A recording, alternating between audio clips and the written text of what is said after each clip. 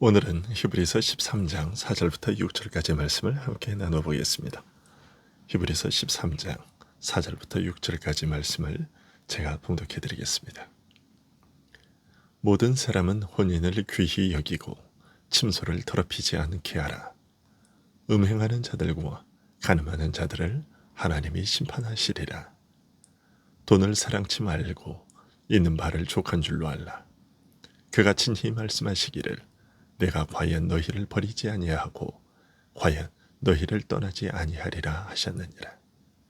그러므로 우리가 담대히 가로되 주는 나를 돕는 자시니 내가 무서워 아니하겠노라. 사람이 내게 어찌하리요 하노라. 아멘. 히브리서의 사도는 그리스도로 말미암아 흔들리지 않는 영원한 나라를 받았으니 경건함과 경외함으로 하나님을 기쁘시게 섬기자고 권면합니다. 그리고 이런 하나님 섬김을 구체적으로 어떻게 실천할 것인지에 대해 가르치기를 먼저 형제 사랑하기를 계속하라고 했습니다.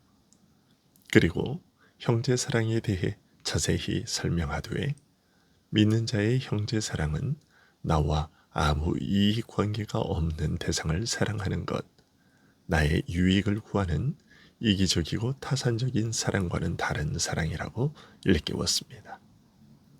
특히 부지 중에 천사를 대접한 예를 들어 내게 돌아올 이익을 생각하지 않고 베푸는 이 사랑의 고귀함을 알려주었습니다.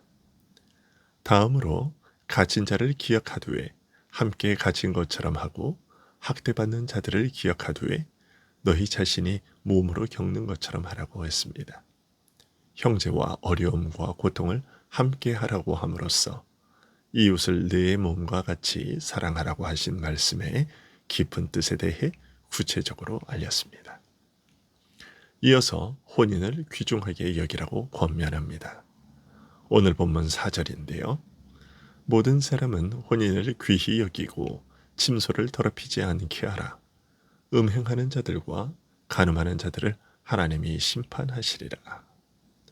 혈연과 전혀 무관했던 남녀가 만나 부부와 가정을 이루는 혼인이 모든 인간관계의 기본과 출발점이 되며 자식 생산을 통해 모든 혈연관계를 형성함으로써 인류 사회에 중대한 영향을 미치게 됩니다. 따라서 혼인이 잘못될 경우 개인과 가정을 넘어 국가나 인류 사회 전체에 큰 재앙이 초래될 수 있습니다.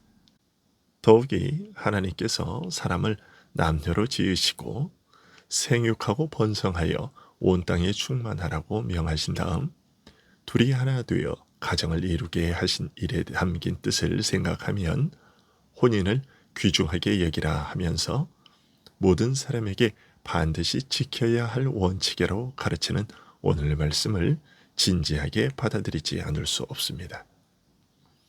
혼인이 이처럼 인간의 삶과 두루 그리고 깊이 얽혀 있는 만큼 혼인을 귀중하게 여기라고 하는 말씀은 단순히 혼인만 귀중하게 여기라는 뜻이라기보다 혼인을 바탕으로 연결되고 확장되는 모든 인간관계와 제도, 그 안에 담긴 하나님의 뜻과 목적을 깊이 헤아리고 깨달아 소중하게 여길 것을 부탁하는 말씀이라고 할 수 있습니다. 이처럼 혼인을 귀중하게 여기라는 말에 이어 침상을 더럽히지 않는 것, 즉 간음 등의 불륜으로 부부 생활을 더럽히지 않고 정결하게 지키는 것이 중요함을 알리고 있습니다. 모든 인간관계가 혈연의 바탕을 두고 있고 혈연은 부부의 성생활을 통해 형성되는 만큼 비정상적인 성관계는 혈연을 통해 맺어지는 모든 인간관계를 파괴합니다. 가장 먼저는 당사자인 부부의 관계가 파탄나고 이것은 곧바로 혈연으로 맺어진 부모-자식 관계를 어그러뜨리고 이런 가정 파탄은 사회적 혼란과 파탄으로 이어집니다. 이런 불행을 초래하는 음행이나 간통은 어느 시대, 어느 사회에서나 늘 있어 왔지만 오늘날에는 무서운 전염병처럼 만연해 있습니다. 이것은 혼인과 성생활에 밀접한 관계를 부인하고 따로 분리하는 어리석음 때문입니다. 즉, 성생활을 하나님께서 혼인제도와 더불어 지니게 하신 귀중한 뜻과 목적과는 상관없이 쾌락을 얻는 수단으로만 생각하는 저질스런 풍조가 크게 작용하고 있는 것입니다.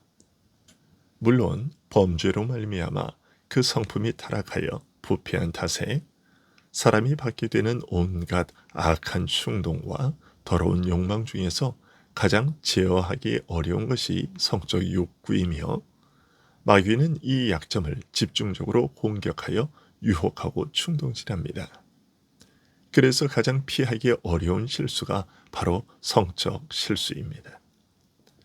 신자도 이런 유혹과 충동에서 자유롭지 못하고 오히려 신자야말로 이 부분에서 마귀의 집중적인 공격의 대상이 되는 만큼 혼인을 귀중하게 여길 것을 권면하면서 이를 더럽히는 음행과 간음을 하나님께서 심판하실 것이라고 엄중하게 경고하고 있는 것입니다.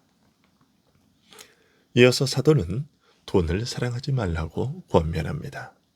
5절과 6절인데요. 돈을 사랑지 말고 있는 바를 족한 줄로 알라. 그가 친히 말씀하시기를 내가 과연 너희를 버리지 아니하고 과연 너희를 떠나지 아니하리라 하셨느니라. 그러므로 우리가 담대히 가로되 주는 나를 돕는 자시니 내가 무서워 아니하겠노라. 사람이 내게 어찌하리요 하노라.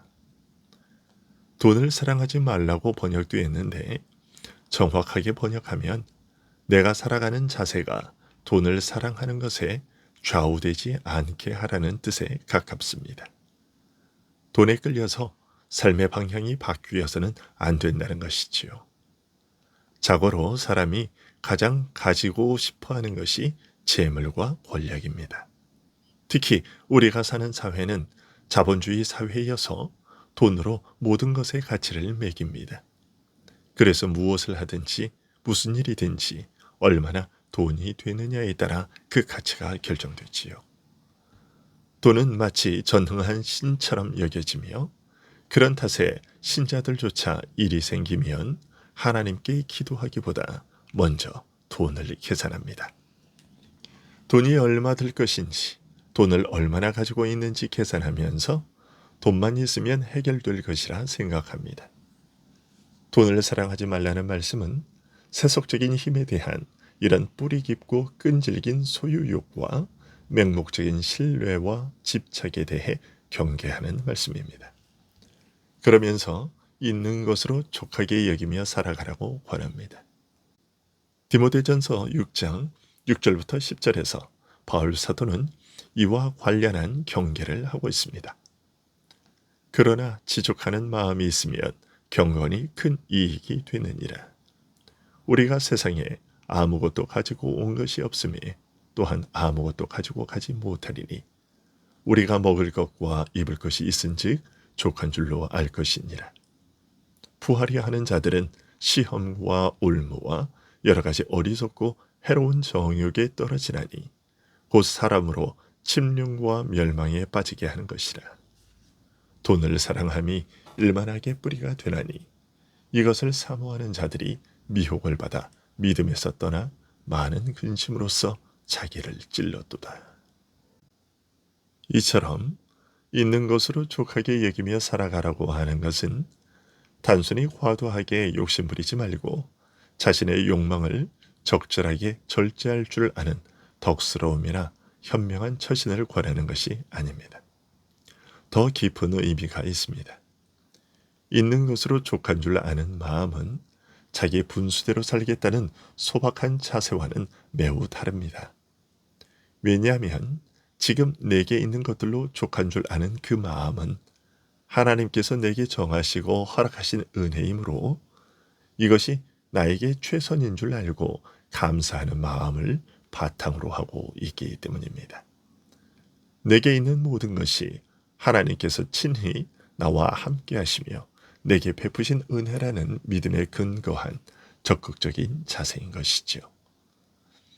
있는 것으로 족한 줄 아는 마음은 바라는 것이 더 있지만 분수대로 살자는 체념 또는 고고한 성품에서 비롯된 절제가 아니라 하나님께서 내게 부족함 없이 베푸신 은혜라는 적극적인 믿음에서 우러나오는 마음인 것입니다. 과거로부터 나를 돌보신 하나님께서 지금 이 순간도 나를 도우시니 내가 두려워하지 않을 것이라는 믿음은 지금 가진 것에 불만이 있어서 불평과 원망이 있는 한 품을 수 없는 마음입니다. 6절은 바로 그런 마음에서 하나님께서 내게 베푸신 은혜가 내게 족하다는 믿음에서만 나올 수 있는 고백입니다. 하나님의 이런 도우심으로 과거부터 오늘까지 살아왔고 앞으로도 살아갈 것이니 사람이 내게 어찌하리요 라는 담대함 역시 이런 믿음에서만 하나님께서 내 길을 청하시고 지금까지 인도하시며 도우시되 모든 필요를 채워 부족함이 없게 하셨다는 믿음에서만 나올 수 있는 고백입니다. 우리 모두가 한평생 이와 같은 고백으로 살아갈 수 있는 자들이 될 수 있기를 소원합니다. 기도하겠습니다.